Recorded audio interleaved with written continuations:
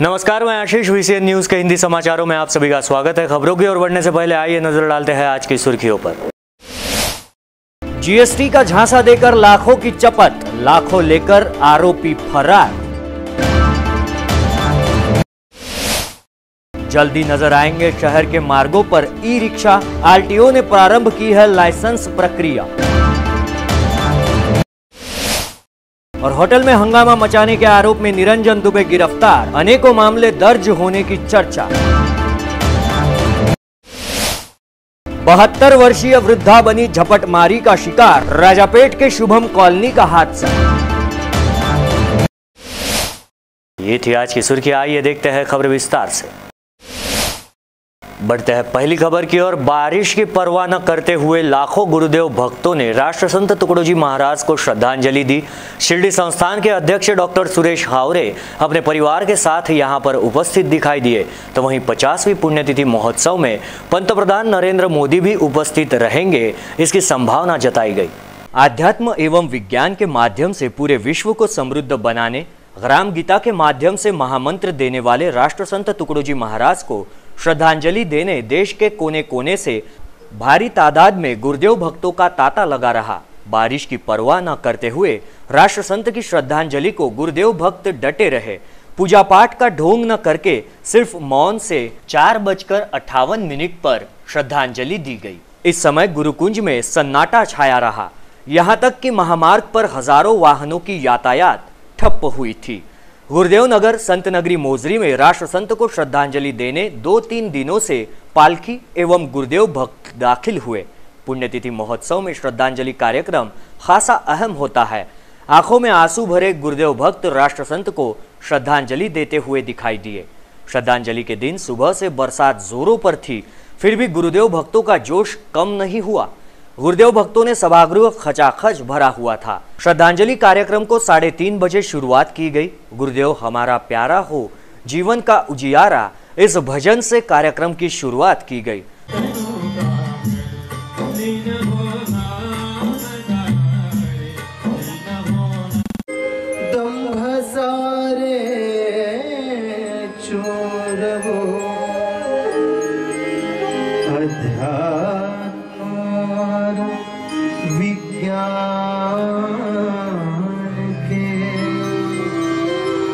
सहयोग से सब हो सुखी, सहयोग समता से यही सृष्टि करे हम स्वर्ग सी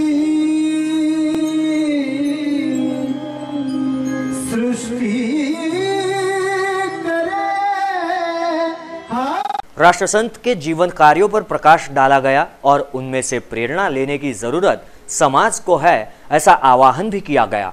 जिसके बाद भरी आंखों से 4:58 पर श्रद्धांजलि दी गई। इस कार्यक्रम में लाखों गुरुदेव भक्तों के साथ शिरडी संस्थान के अध्यक्ष डॉक्टर सुरेश हावरे अपने परिवार के साथ उपस्थित थे। वंदनीय राष्ट्रसंत तुकडोजी महाराजांचा हा 49वा पुण्यतिथी महोत्सव आज साश्रू नयनांनी लाखो लोकांनी या ठिकाणी श्रद्धांजली अर्पण केली। एवढी मोठी पावसाची अडचण झाली असतानाही, एवढा मोठा पावसाने अडचण निर्माण केली असतानाही आस्थेच्या पोटी, श्रद्धेच्या पोटी व राष्ट्रसंत तुकडोजी महाराजांनी दिलेल्या ज्ञानाच्या पोटी हे सगळी भक्त मंडळी, हे सगळे प्रचारक मंडळी या ठिकाणी पोहोचली आणि त्यांनी साश्रू नयनांनी या ठिकाणी महाराजांना श्रद्धांजली अर्पण केली आणि कार्याचा संकल्प त्यांनी केला की आम्ही या ठिकाणून आता गेल्यानंतर आम्ही आपल्याला तीर्थ बनवू। अगले 50वें पुण्यतिथि महोत्सव पर देश के प्रधानमंत्री नरेंद्र मोदी के आने की संभावना संस्था अध्यक्ष जनार्दन बोथे द्वारा कही गई। ही पुण्यतिथी सर्वांना विचाराने, त्यांच्या आचरणाने, अर्थात महाराजांचं साहित्यच असं आहे की सर्वधर्म समभावाचं साहित्य त्यांचं असल्यामुळे त्या भावाने हा गुरुकुंजामध्ये जी मंडळी येतात, सर्व धर्माची जरी असली तरी ती आपला धर्म आणि सर्व धर्म समभावाची संकल्पना त्यांच्यामध्ये येते आणि कधी ना कधी आपला धर्म न करता सर्व धर्म एक मानवता धर्म आहे ही संकल्पना त्यांच्यामध्ये हळूहळू रुजवायला सुरुवात होते। हे या महोत्सवाचं वैशिष्ट्य आहे। पुढील वर्षी 50 काय वेळ? आमची तर कल्पना आहे की यापेक्षा डबल मंडळी येतील. जवळपास आता 7 लाख मंडळी येतात, तर कदाचित 10 लाखपर्यंत 15 लाखपर्यंत मंडळी येतील. कारण प्रचाराची तसा झाला आणि 50 वर्ष महाराजांच्या पुण्यतिथीला होतात, त्याच्यामुळे मंडळी पुष्कळ आयोजन वेगवेगळ्या पद्धतीचं आपण करणार आहोत. शक्य आहे भारताचे पंतप्रधान कदाचित येऊ शकतात, त्याच्यामुळे सांगता नाही निमंत्रण अजून द्यायचं आहे त्यांना, पण आमची संकल्पना आहे. पुढील कार्यक्रमाची तयारी करायची आहे. माईकचे केबल आपल्या पायाखाली आहेत, ते काढायचे आहे. आज जवळपास 250 पालख्या इथं आमची नोंद झालेली आहे. काही इतर ठिकाणी पावसामुळे त्या वेगवेगळ्या ठिकाणी थांबल्यामुळे त्याचा आकडा आमच्याकडे यायचा आहे, परंतु आज 250 पालख्यांची नोंद आमच्याकडे झालेली आहे. गोपाल कृष्णाचं जीवनशैली तर त्यामध्ये सांगण्याचा प्रयत्न करतो. गोपाल कृष्णाने सुद्धा आपल्या बालपणी सर्वसामान्य मंडळींना, सुट्ट्यांना, मित्रांना घेऊन, जसे पेंद्या, सुदाम्या ही जी मुलं होती ती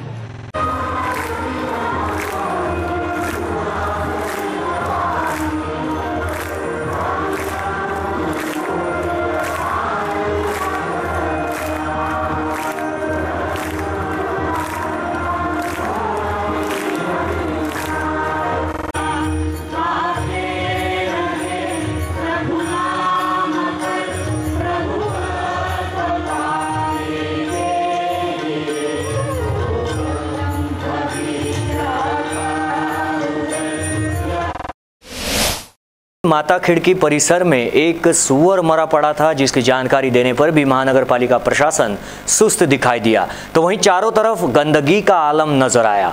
माता खिड़की निवासी भारी परेशानी में जीवन बिता रहे हैं। शहर में माता खिड़की परिसर में भारी गंदगी फैली हुई है। इस परिसर के लोगों ने महानगर पालिका के साफ सफाई करने वाले कर्मचारियों को अभी तक देखा ही नहीं।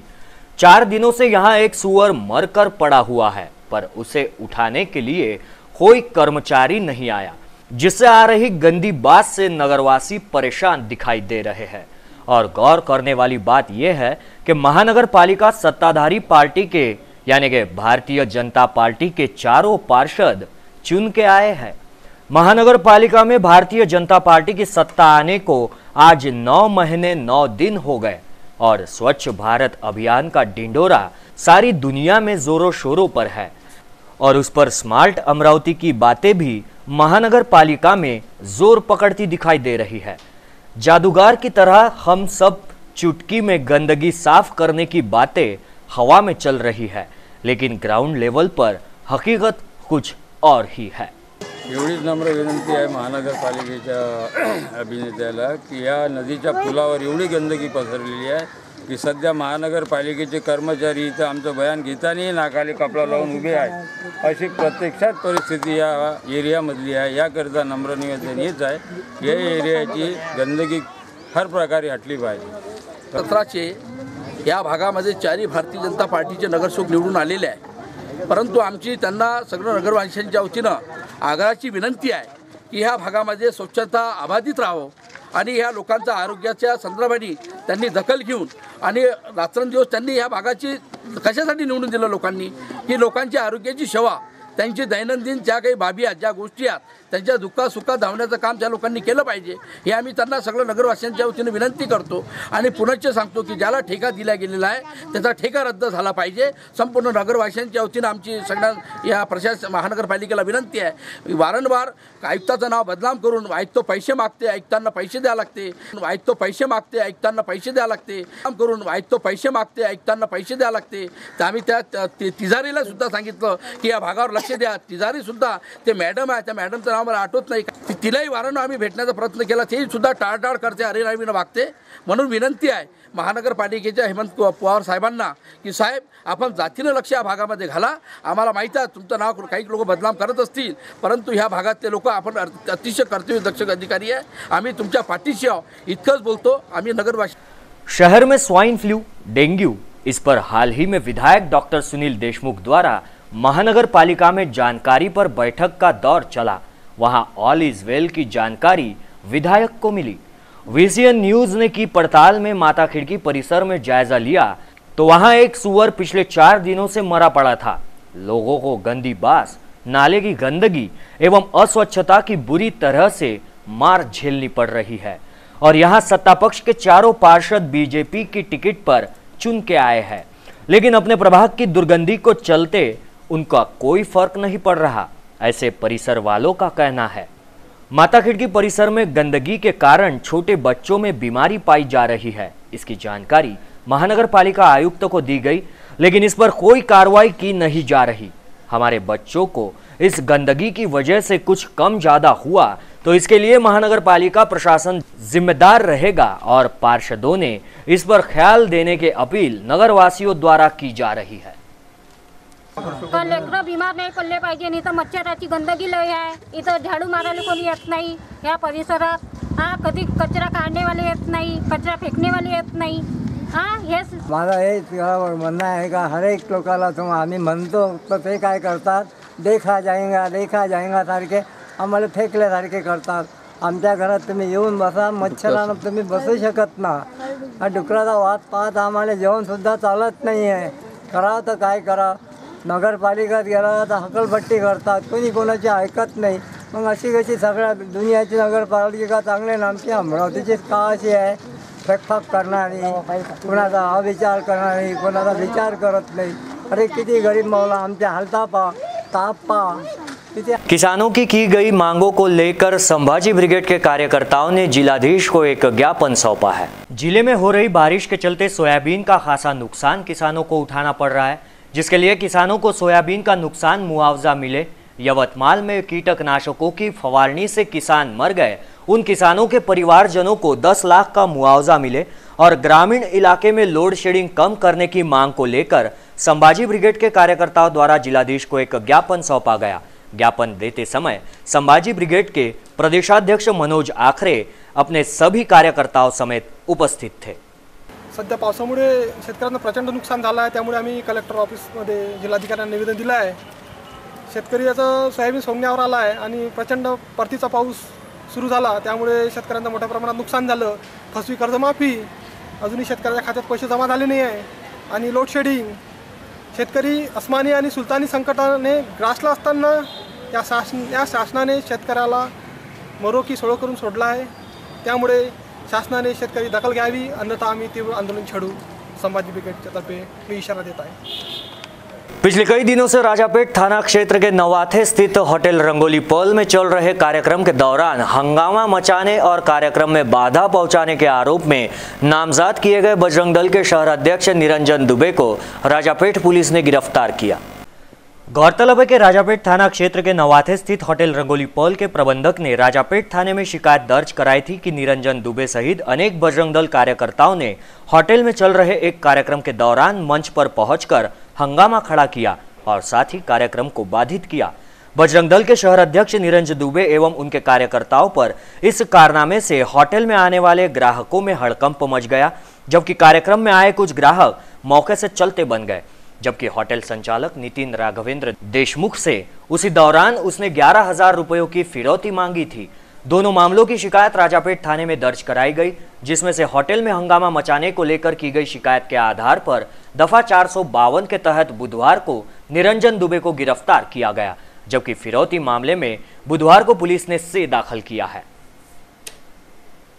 बगैर जीएसटी लगाए नई दुपहिया सहित अन्य वाहनों दिलाने का झांसा देकर लाखों रुपयों की ठगी करने का मामला सामने आया। इस मामले में ठगबाजी का शिकार हुए अनेकों पीड़ितों ने सिटी कोतवाली थाने में शिकायत दर्ज कराई है।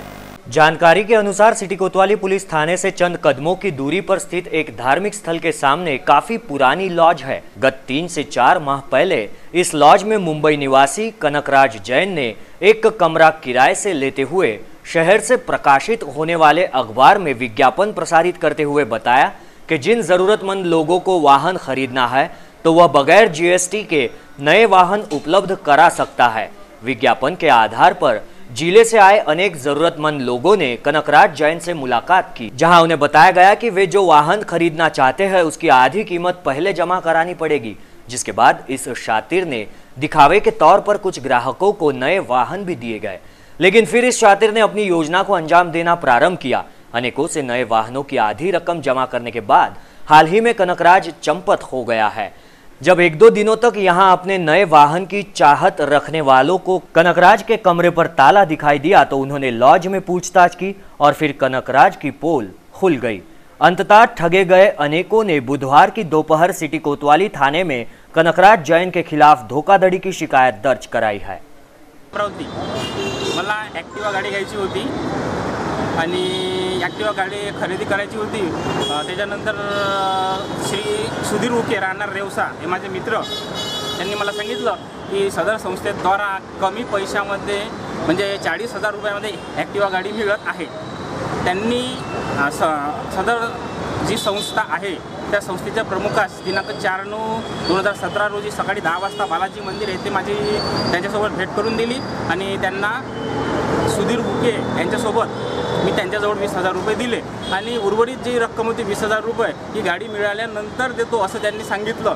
परंतु 8 दिवसात गाडी मिळते असे सांगून 1 महिना होऊनही गाडी मिळाली नाही आणि सदर व्यक्तीची आम्ही नंतर चौकशी केली असता असं आम्हाला आढळून आलं की सदर व्यक्ती हा पैसे घेऊन गायब झालेला आहे। गाडी हिंदी समाचारों में वक्त हो चला एक छोटे से ब्रेक का। कहीं मत जाइए, देखते रहिए VCN न्यूज।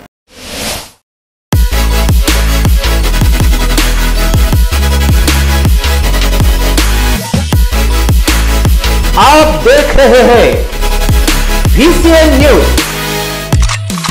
आपका विदर्भ, आपके समाचार।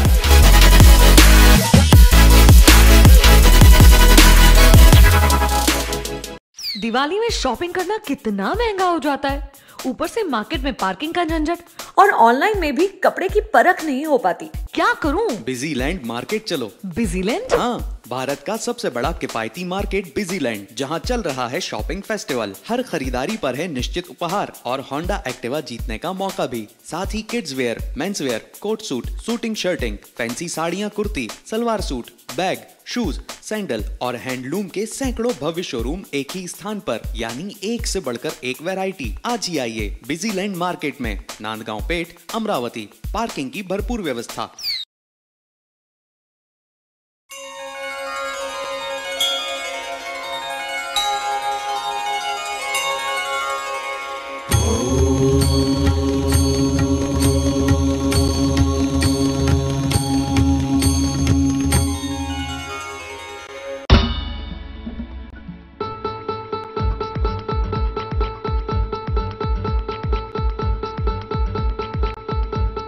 घरची शान, घरचा मान, घराकडे तिचे सर्व ध्यान। कोण आहे ती? अहो हो, कोण आहे ती? गृहलक्ष्मी, गृहलक्ष्मी।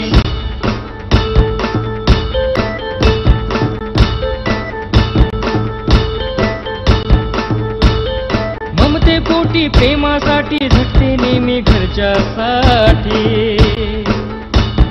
अहो पण काय केले तिच्यासाठी?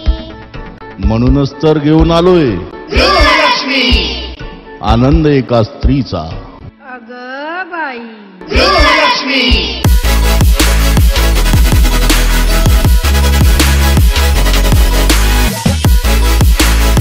आप देख रहे हैं VCN न्यूज, आपका विदर्भ, आपके समाचार।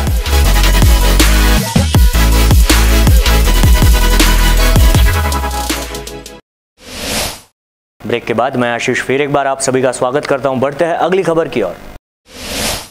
जिले के एवं शहर के सोमवार से आरंभ हुई ट्रांसपोर्ट की हड़ताल जारी है।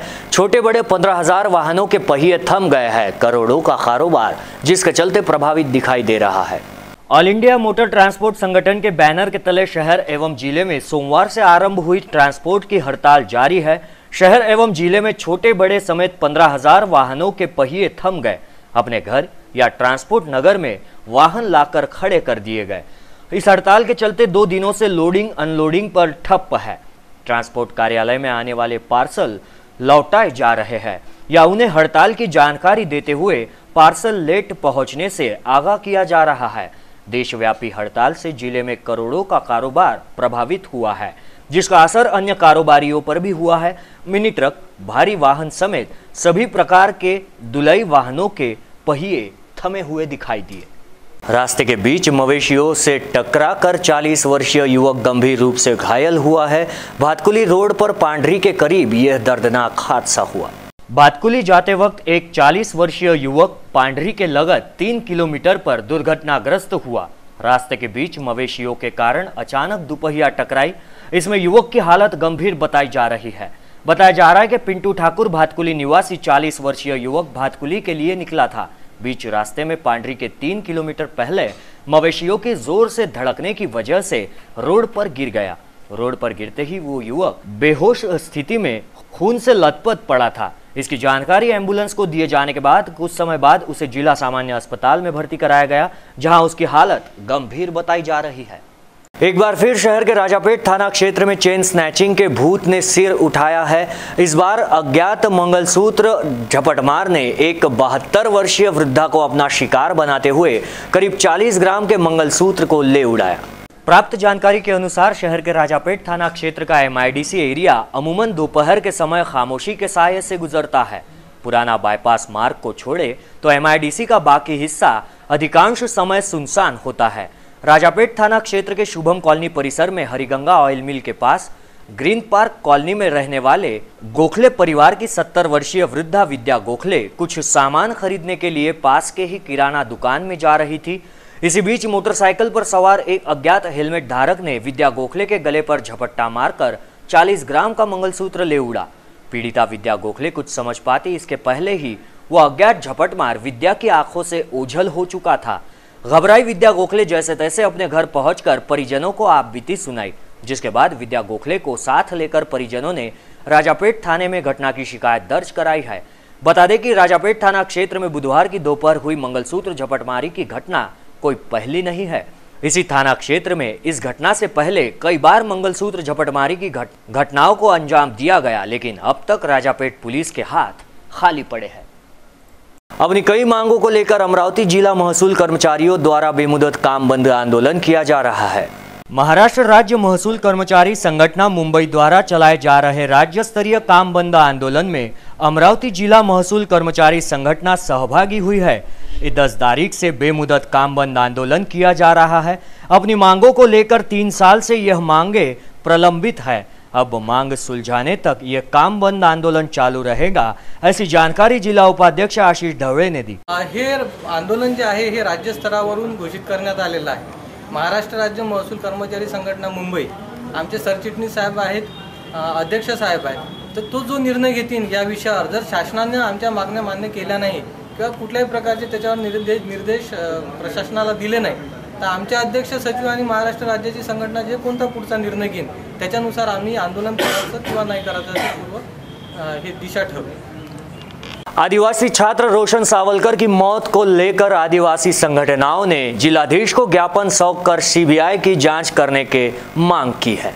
पिछले दिनों नवसारी स्थित महर्षि पब्लिक स्कूल में पढ़ने वाले छात्र रोशन सावलकर के असामयिक निधन की जांच कर उसके परिजनों को आर्थिक मदद देने तथा गाड़गेनगर स्थित आदिवासी लड़कियों के छात्रावास में पढ़ने वाली कुमारी इमला कुंजीलाल भिलावेकर के निधन की विस्तृत जांच करने तथा यवतमाल के जरीजामनी आश्रमशाला की छात्रा के साथ हुए विनय भंग मामले में जांच कर दोषियों पर जल्द से जल्द कड़ी कार्रवाई करने की मांग को लेकर आदिवासी विद्यार्थियों द्वारा की गई। तो वहीं इन आदिवासी विद्यार्थियों ने गर्ल्स हाई स्कूल चौक से विभागीय आयुक्त कार्यालय पर मोर्चा निकाला। उन्हें अपनी मांगों का निवेदन सौंपा। इस मोर्चे में 500 से अधिक आदिवासी छात्र छात्राएं उपस्थित थे।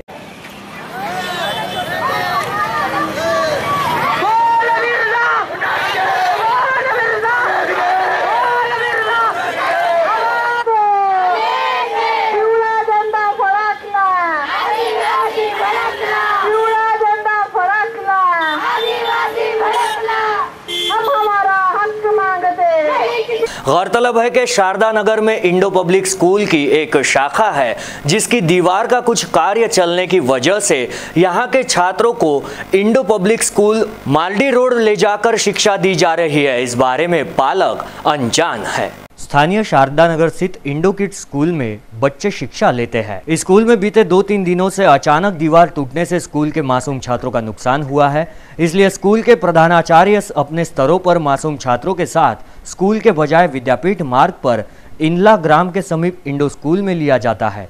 लेकिन इस संदर्भ में स्कूली बच्चों के पालकों को कोई भी पूरी तरह की जानकारी नहीं दी गई, ऐसा इन पालकों द्वारा बताया गया। यांनी आता या अगोदर शाळा हलवली त्याबद्दल आम्हाला माहिती दिली नव्हती, परंतु सर्व विद्यार्थ्यांना इथं आणायचं, शारदानगरमध्ये यांचं वास्तव्य होतं शाळेचं। शाळा इकडे हलवली त्यावेळेस माहीत नाही केलं, परंतु त्यावेळेस आम्ही समजून घेतलं की जाऊ द्या बा, त्यांना काही प्रॉब्लेम झाला असेल तर आम्ही विद्यार्थी इथं मार्डी रोडपर्यंत पाठवले। परंतु आज असा प्रॉब्लेम झाला सकाळी की सर्व त्या शाळेच्या ज्या आवार होतं, ज्या आवारात मुलं विद्यार्थी बसत होते त्या आवाराला ताला मारलेला होता।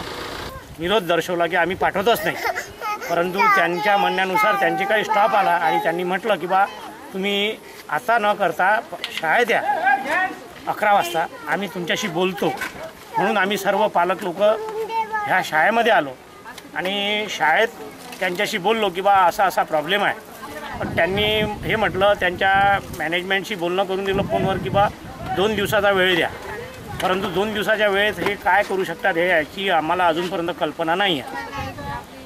साथ ही इंला ग्राम की इंडो किड्स स्कूल शहर के काफी दूर है, ऐसा भी पालकों द्वारा VCN न्यूज को बताया जा रहा है। इस संदर्भ में कुछ पालक इंडो स्कूल के प्राचार्य को मिलने गए। पालकों की समस्या मुख्याध्यापक द्वारा स्कूल मैनेजमेंट के सामने रखे जाने की बात सामने आई है, तो वहीं पालक वर्गों ने इस दौरान बताया। अम्बा नगरी के विभिन्न मार्गों पर अब जल्द ही ई रिक्शा नजर आएंगे। हाई कोर्ट में चल रहे ई रिक्शा मामला समाप्त होने के चलते ई रिक्शा का रास्ता अभी साफ हुआ है, जिसके चलते अनेक बेरोजगारों को रोजगार मिलने की संभावना जताई जा रही है। बहुप्रतीक्षित ई रिक्शा अब जल्द ही शहरों के रास्तों पर दौड़ते हुए दिखाई देंगे। इसे अपना रोजगार बनाने वालों के लिए प्रादेशिक परिवहन कार्यालय ने एक परिपत्रक जारी करते हुए इसके लिए लगने वाले लाइसेंस हेतु कुछ दिशा निर्देश भी जारी किए। इस अवसर पर उन्होंने ये भी बताया कि ई रिक्शा को लेकर हाईकोर्ट में चल रहा मामला अभी समाप्त हो चुका है। इस संदर्भ में प्रादेशिक परिवहन अधिकारी अभय देशपांडे ने बताया कि देश में बढ़ते प्रदूषण की रोकथाम के उद्देश्य तथा बेरोजगारों को रोजगार हेतु केंद्रीय भूतल परिवहन मंत्री की संकल्पना से ई रिक्शा को राज्य के अनेकों शहरों में उपलब्ध किया जा रहा है, जिसके लिए शहर में 2 अधिकृत ई रिक्शा के डीलर भी नियुक्त किए गए। प्रादेशिक परिवहन अधिकारी देशपांडे ने ई रिक्शा को लेकर अधिक जानकारी देते हुए बताया कि ई रिक्शा का लाइसेंस मांगने वालों को कक्षा 8वीं तक शिक्षित तथा उसका चरित्र प्रमाण पत्र जरूरी है, जिसके बाद संबंधित व्यक्ति को ई रिक्शा के लिए RTO में आवेदन कर सकता है। दिवाली के मुहाने पर महानगर पालिका द्वारा अतिक्रमण दस्ते ने समाधान नगर में अतिक्रमण हटाने की कार्रवाई की है, जिसके तहत अनेक लोग बेघर दिखाई दे रहे हैं। शहर के जिला सामान्य अस्पताल के समीप समाधान नगर में और ज्ञान माता स्कूल के बस अड्डे जाने के लिए एक मार्ग है, वहां इस बस्ती से होकर जाता है। मात्र ये बस्ती से जाने में दुपहिया चालकों को काफी मशक्कत करनी पड़ती है। महानगर पालिका प्रशासन ने इस मार्गों को बड़ा करने के लिए कार्य कुछ दिनों में शुरू किया।